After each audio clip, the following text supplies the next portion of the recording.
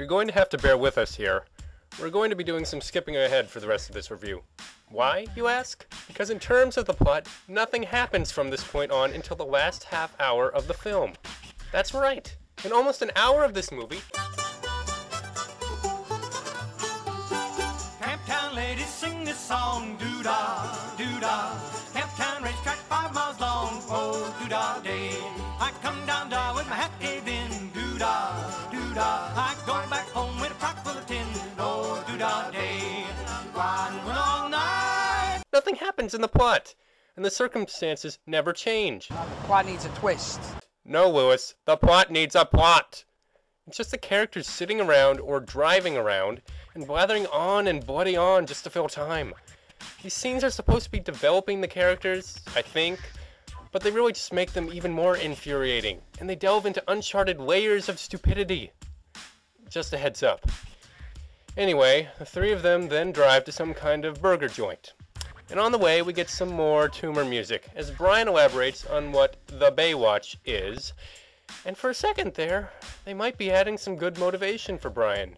And the people are nice and friendly on Baywatch, and so he wants to go there. But no! They can't even get that right! And they have to completely shatter this when Brian says, I think that's where the sex is. I think so. I think that's where the sex is. Great. Just great.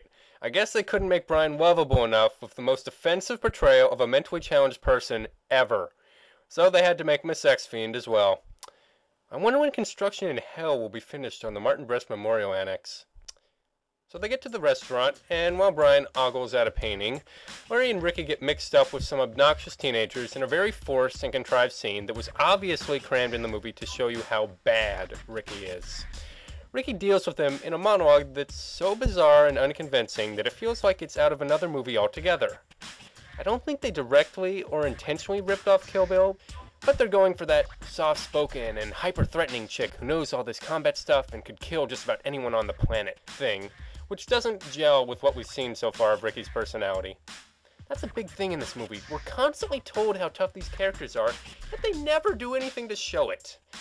She has this whole thing about ripping people's eyes out and taking away their memory. Kaitoimai. Loosely translated, that's the rip that takes the past. Now, once the thumb liquefies the eye, it is deftly and immediately replaced by the forefinger. Deep thrust, hooking around, and securing the ocular nerve. And then removing it with such force as to bring with it, by suction, a vital portion of the visual cortex. The part of the brain, as I'm sure you may know, that stores visual memory. Now, the extraordinary element of this move, the genius of it, the absolute poetry of it, is that aside from the obvious wound, one's opponent is left with no memory of anything he has ever seen. And the expression on her face looks like she can hardly believe what she's saying. Then she takes a quick trip into the land of cliched badass jokes. I want you guys to study hard and keep your grades up, all right? And then, Larry being an asshole. Is suckmydick.com. We then get back to the car and find out that Ricky made the whole eye-tearing thing up, which just seems like an apology by the writers for how stupid the whole thing sounded. That was all bullshit, huh? Yes, it was, Larry. Yes, it was. And she blathers on about Sun Tzu for some reason. Sun Tzu said that in a war, the best victory is that which requires no battle. Then, in a segue I still don't understand, she suddenly starts talking about male psychology and the expectations of men in society. How did we get onto this topic? I have no idea. We've gone from badass Ricky to tricky Ricky to philosophical Ricky all in about 7 minutes. Larry then gets a phone call from his mother, who, like Walken, is not even named. You know what? I'm sick of characters not getting named. I'm going to give Larry's mom a name. Her name will be Philippa. Philippa Time. Because that's all she is there for. To fill up time and change the scenery a bit. She doesn't even reveal anything in her scene about Larry or provide a window into why he is the way he is. You know? Things that might have given this scene a point. She gives us some cheap laughs by implying she has slept with women. You know, I wasn't always just Larry's mother. I used to be quite experimental. Ha ha ha. Give some life advice to Larry and Ricky, and the three are on the road again. We cut to that evening where the mystery of Brian's Australian Weather Service girl is finally solved. I really, really like her voice. And then we get to what we at Film Blabbers not so affectionately refer to as the anatomy scene. Why it is called this will become clear in a moment, but this is a scene that 100% exists only for the sake of itself. The monologues in this scene, taken out of context, particularly Ricky's, could be interesting in a film where they even remotely belonged. They do not even remotely belong here.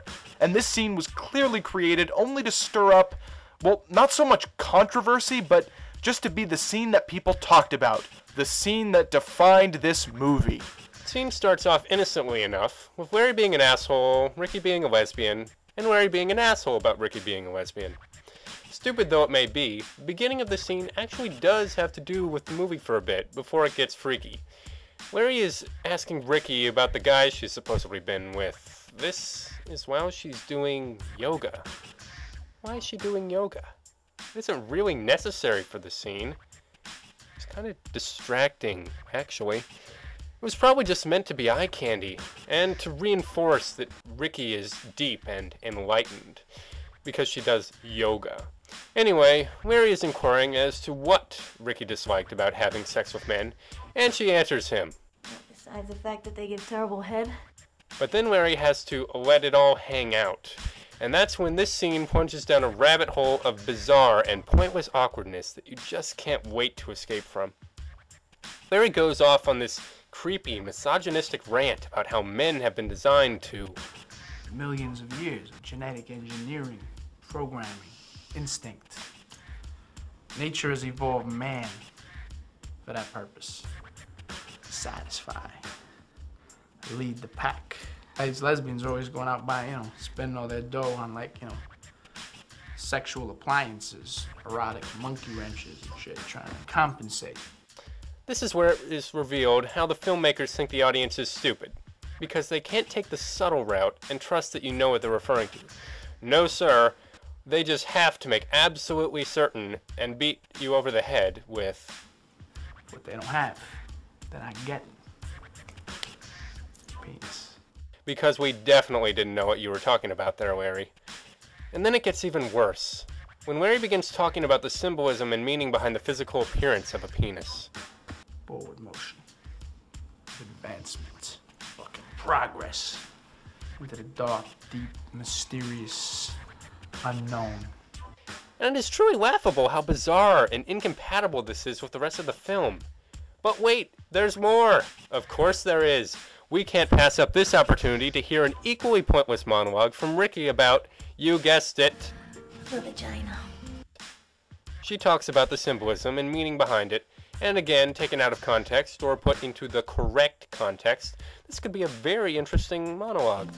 And all creatures big and small seek the orifice, the opening to be taken in, engulfed, to be squeezed and lovingly crushed by what is truly the all-powerful. As with Larry's speech, the writers cannot leave well enough alone and feel that they have to have Ricky spread her legs provocatively and give the answer we all knew. The worst aspect of this scene, however, is the aftermath. I'm talking about the impact it has on Larry. After this scene, there is a marked difference in the way Larry acts. He's still an asshole sometimes, but generally he is much calmer, nicer, and even gets sensitive toward the end of the film. Because he talked about vaginas. Not because he grows close to Ricky or Brian and realizes what it's like to have good relationships in his life, but because he had dirty talk about pee-pees with a hot lesbian. Maybe Jennifer Lopez's vagina has some kind of mystical properties that are causing this. We should look into sending Russell and Spader in there to investigate.